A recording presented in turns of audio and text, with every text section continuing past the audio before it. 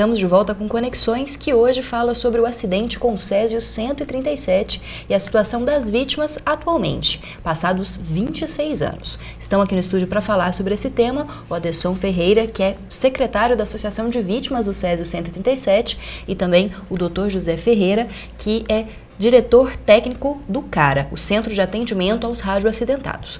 Bom, Adesson, você falou inicialmente que o governo ele tem 2 pesos e 2 medidas.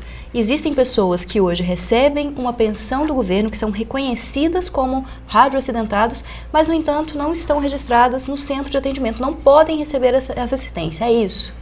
Sim, existe esse caso, principalmente com aqueles que trabalharam, né? No caso, o pessoal que fez a demolição dos prédios, a remoção dos rejeitos, do pessoal que fez a vigilância dos focos, né? Por exemplo, minha casa precisou ficar uma viatura 24 horas por dia vigiando, minha família ainda estava lá dentro, porque os vizinhos queriam apedrejar a minha família. Então, essas pessoas também foram irradiadas, não contaminadas, mas elas foram irradiadas por nós que estávamos contaminados.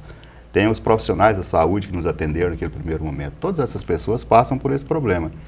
Para você ter uma ideia, vocês terem uma ideia, hoje existem em torno de 960 processos na justiça esperando deferimento. Às vezes o juiz está fazendo bem me quer, mal me quer, ele defere um e indefere o outro. A situação é a mesma, o processo é o mesmo, as justificativas são as mesmas, mas o juiz está fazendo assim porque ele não tem. Tecnicamente ele não pode deferir todos, mas também não pode indeferir. Então está fazendo dessa forma, isso é horrível. Nós temos casos, por exemplo, de criança que nasceu 15, 18 anos depois do acidente, que está recebendo pensão. E tem pessoas que trabalhou lá no acidente, ou pessoas filhas da gente, que nasceu logo próximo do acidente e que não está recebendo. Então, hoje, quantas pessoas recebem essa pensão?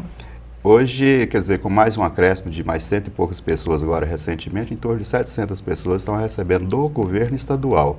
Agora tem o governo federal que paga também uma parcela que está em torno hoje já de 270 pessoas, porque também está acontecendo isso. Tem pessoas que estão recebendo pensão que nós não sabemos de onde veio essa pessoa, mas simplesmente ela conseguiu de alguma forma, por uma porta do fundo, entrar e está recebendo. Ela está errada? Não. Ela buscou, ela sentiu, achou que tinha direito, buscou. Agora, quem está errado, ao meu ver, é a própria justiça e a lei, que não é específica, os critérios são obscuros. Então, às vezes, as pessoas conseguem, um bom advogado consegue fazer com que elas recebam. Do governo federal, principalmente, está saindo muitas pensões nesse sentido. E do governo estadual, a maior parte das pensões que estão sendo pagas pelo governo, que ele está deliberando, é porque, às vezes, tem um padrinho muito forte dentro da política, né, que está conseguindo isso. Bom, doutor, as pessoas que sofreram contaminação ou irradiação são separadas em grupos diferentes, não é isso? E recebem tratamentos diferentes. Isso. Isso foi uma coisa eminentemente de interesse médico. Ora, uma pessoa igual o Suódio, que recebeu uma grande carga de contaminação e de radiação, ele precisava fazer exames dolorosos, especiais, biópsia de medula. E uma outra pessoa que não teve essas doses, não tem necessidade de você aferir, você vai só pelo hemograma. Então foi criado um protocolo médico de classificação para o acompanhamento, que é o grupo 1, o grupo 2 e o grupo 3, tá? Baseados em coisas aceitas pela Agência Internacional de Energia Nuclear, pelo Instituto de Radioproteção e Dosimetria, pelos médicos da CENEM, pelos médicos do embrião da Suleide. Eu não participei, apesar de trabalhar já desde o primeiro mês, mas quando eu cheguei, o protocolo já estava pronto, as listas já estavam colocadas. Os descendentes também são incluídos nesses grupos? Os dependentes são, dependendo do grupo dos pais, os descendentes são aferidos do mesmo grupo com a mesma assistência. Por exemplo, nós já estamos na 2ª geração, nós já temos netos já nascidos na segunda, que a gente chama de 2ª geração, né? E por quanto tempo vai haver essa acompanhamento? Parece que assim, a gente definiu pelos protocolos até a 3ª geração, esse acompanhamento, né? Então, esse foi um cunho inteiramente médico, só para isso, não era para determinar quem ia receber pensão, o que ia receber, nada disso. É que nós íamos tratar os pacientes mais contaminados e irradiados de uma maneira mais agressiva e outros não. E isso foi bem até um ponto, quando surgiu a possibilidade de uma pensão e que, apesar dos nossos esforços em dizer que isso não poderia, não deveria ser colocado na taxa de contaminação e exposição, que se inventasse uma outra maneira, ou igualitária, ou familiar, porque aquilo ali era apenas médico. Mas não. Na época, as forças políticas reuniram e falaram assim, não, nós vamos usar o protocolo médico. Quem recebeu até tanto de radiação vai receber um salário, quem recebeu... A partir daí, esse protocolo médico com essas listas tomou um novo valor frente à sociedade. Aí, pessoas que a gente tinha até dificuldade de encontrar, uma pessoa que mudou para o Pará, ela foi irradiada, mas ela não queria saber quando veio isso aí ela retornou, ó, eu quero os meus direitos, que está tudo certinho. Só que o grande erro, a meu ver, foi basear nesse protocolo médico. E aí o senhor Antes tocou numa coisa que é verdade. Nós não somos procurados. Para ser justo, nós só fomos procurados pelo Ministério Público Federal na época de fazer a pensão. Eu esqueci o nome da procuradora, só lembro da assinatura dela, aquela Pofal. Eu achei ela extremamente ética. Ela nos chamou, os representantes da SULEID, os representantes da CENEM, e falou, gente, vamos estabelecer uma pensão, vai ser nos moldes, mas eu quero todos os papéis. E aí surgiram alguns nomes que a própria CENEM não tinha nos repassado, por achar que eram doses de contaminação baixíssimas. Bom, mas só que na hora do direito, se fala que é menos que 10, não importa se é 0,01, né? Então, essas pessoas foram acrescentadas na pensão sem estar nas nossas listas, ou a maioria estava no grupo 3, que não tinha pensão. A maioria estava no grupo 3, mas foi o único órgão que nos chamou e ouviu. Os outros, a gente vê, tem um projeto de lei, depois, tem a lei tal, e a gente só recebe as coisas para organizar. Então, é verdade, tem pessoas que recebem pensão que nunca foram a SULEID, ou o cara, que nós não sabemos quem é, mas ele recebe. E isso é uma causa daquilo que eu disse, que nós não resolvemos os problemas há 26 anos atrás, que já deveria ter resolvido. Isso afeta diretamente na saúde dessas pessoas. Não na saúde orgânica da radiação em si, mas na saúde mental. Né? Porque ele precisa resolver isso para ele seguir, ele não resolve. Então, o que acontece? Aí vem as doenças psicossomáticas, os nervosismos, as dores. A pessoa não estando bem, ela fica doente mesmo e precisa resolver. Você vê claramente isso entre as pessoas. Aqueles que conseguiram resolver a sua vida têm uma qualidade de vida melhor. Aqueles que ainda não resolveram, que têm pendências a ser resolvidas, quase sempre de cunho não médico, essas pessoas não conseguem sair desse ciclo vicioso e está sempre doente, sempre angustiado, sempre depressivo. Então nós precisamos resolver, porque faz parte também na ajuda da saúde mental desses pacientes. Tem uma situação que é muito séria que eu gostaria de tratar com vocês, é o seguinte, quando coloca saúde mental, a gente tem que estar olhando também o lado financeiro dessas pessoas. Tirando 16 pessoas que recebem 2 salários mínimos, o restante recebe um salário mínimo.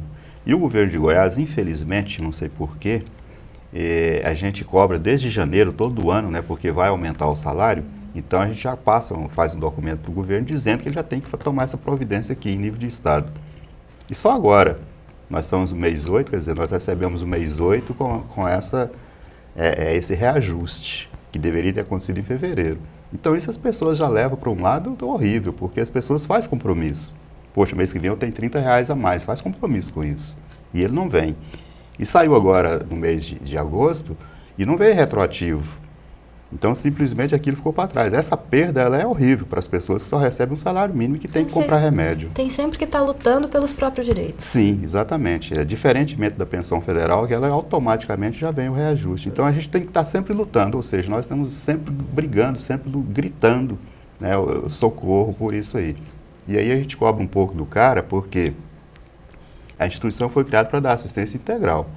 E isso é social.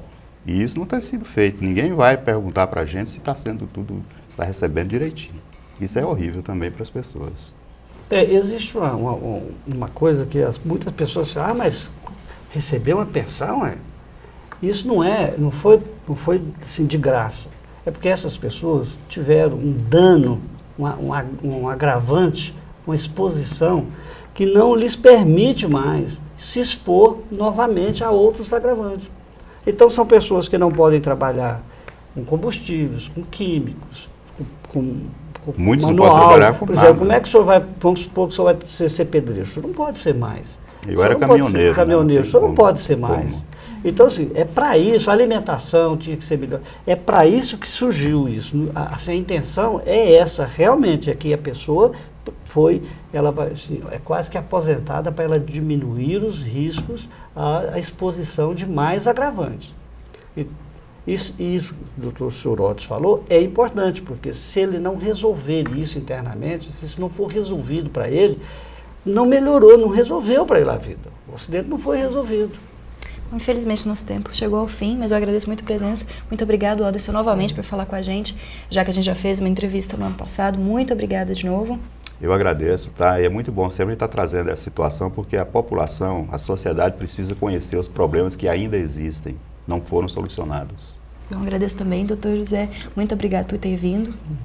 Para mim é sempre um prazer estar reafirmando perante todo mundo que o acidente foi uma coisa muito desagradável. E para as pessoas que tiveram desastrosas, né, e que não está fácil. 26 anos depois nós estamos falando dos mesmos problemas e que isso nos afeta diretamente na sua saúde. Então aí fica difícil de eu explicar como médico por que a pessoa é cheia de gastrite. Gente, a pessoa extremamente estressada, tomando medicação. Então nós precisávamos resolver isso, resolver todas as pendências que não são médicas, para depois caminhar tranquilamente para resolver os problemas que com certeza virão, ou já vieram. É só esperar que o tempo vai mostrar. Talvez não seja tão marcante, porque foram poucas pessoas no sentido de uma amostra de população, para que isso venha a aflorar. Mas as populações grandes que foram expostas à radiação mostraram claramente que muitos anos depois, principalmente as neoplasias aumentam mesmo. Então é só a gente ter esse cuidado, e o senhor Otis tem razão, a luta não pode parar, tá? E procurar cobrar realmente de quem tem a obrigação de fazer as coisas funcionarem. E você também pode ser um parceiro do Conexões. É só mandar sugestões de pauta, perguntas ou até mesmo matérias prontas. Você faz isso mandando um e-mail para o programa ou então acessando as redes sociais. Este programa é produzido em parceria com o Laboratório de Produções Audiovisuais Integradas da Faculdade de Informação e Comunicação da UFG e também com a Assessoria de Comunicação da Universidade Federal de Goiás. Você pode assistir a todos os programas que já foram produzidos no blog do Conexões. Eu te espero no próximo sábado, às 5h30 da tarde. Os horários alternativos são no domingo, às 9 horas da noite e na segunda-feira, às 8h15 da noite. Uma ótima semana para você!